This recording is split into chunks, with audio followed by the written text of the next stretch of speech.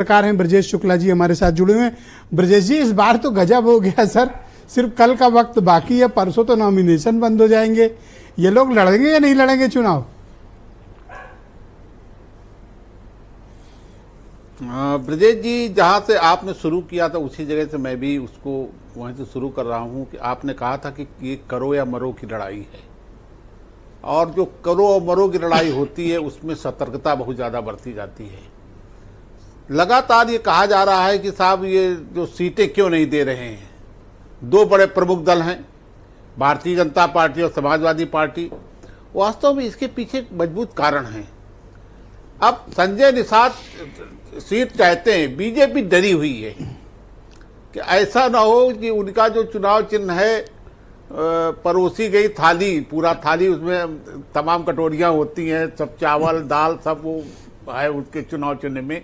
ऐसा ना हो कि चिंता तो होगी कि साइकिल वाले थाली उठा ले, भूसा खा जाए उसको।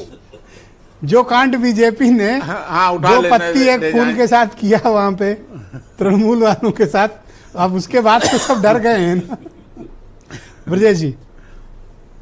डर गए तो अच्छा, कांग्रेस के साथ, कांग्रेस के लिए उनको भी लगता है, वास्तव में कांग्रेस को समझना चाहिए उत्तर प्रदेश में समाजवादी पार्टी का मजबूत जनाधार है और ये 2 सीटें दे रहे हैं। तो मुझे लगता है, मुझसे आप एक विश्लेषक के तौर पर पूछें तो मुझे लगता है कि ये बहुत बड़ा उनका एक ऐसा कदम है कि साहब इससे ज़्यादा वो दें, ये उनकी मजबूरी है। लेकिन 2 सीटें भी बहुत हैं कांग्रेस के लिए उत्तर प्रदेश की स्थितियों को देखते हुए। तो ये स्थिति दोनों दलों की चल रही है। हम लोग तो ज्यादा की पैरवी कर रहे थे, आपने तो बाल्टी पानी डाल दिया कि 2 बहुत है। फालतू हम लोग शहादत बलिदान सामंजस्य ना। एक सेकंड खान साहब बोलने दे, ब्रजेश जी कंटिन्यू। नहीं, खान साहब का ये समस्या बड़ी है और खान साहब का सही कहना है कि मुसलमानों को टिकट नहीं मिल रहा है, तो वो करीब समाजवादी पार्टी ने पूरा किया है। लेकिन ब्रजेश जी, इसमें सबसे बड़ी बात यह है कि ये लड़ाई छोटी मोटी लड़ाई नहीं है। ये लड़ाई आने वाले 27 के बाद 8-10 लोकसभा विधानसभा सीटों के चुनाव एक साथ नहीं होंगे। ये एक ऐसा आधार बनने जा रहा है कि जिससे तय हो जाएगा कि साहब आप 2 साल तक चर्चा करते रहेंगे कि क्या स्थिति क्या नहीं स्थिति है। तो ये अब वो पीडीए जो है समाजवादी पार्टी का, बीजेपी इसको लेकर के उसने अपनी जो समीक्षाएं की हैं उससे पता लगाया कि क्या कारण थे हार के।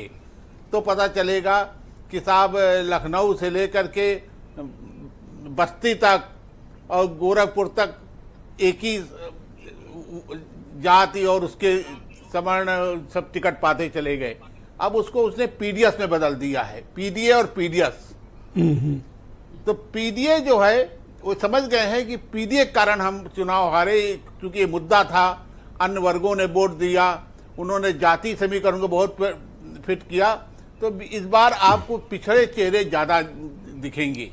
तो मतलब बीजेपी की लिस्ट में पिछड़ा समाज अधिक होगा। हाँ, पिछड़ा, वास्तव में पिछड़ा दलित और सवर्ण, ओके, वो पीडीएस पिछड़ा दलित और सवर्ण, ये तो आपने नया कंसेप्ट दे दिया सर। हाँ, वो जो हाँ नहीं, वो जो आंतरिक मंथन चल रहा है, चलो कल से हम लोग चलाएंगे पीडीए वर्सेस पीडीएस। ठीक है ब्रजेश जी, शुक्रिया सर, हमारे साथ बने रहिएगा। दूसरे चरण में आपके बाकी विचारों को हम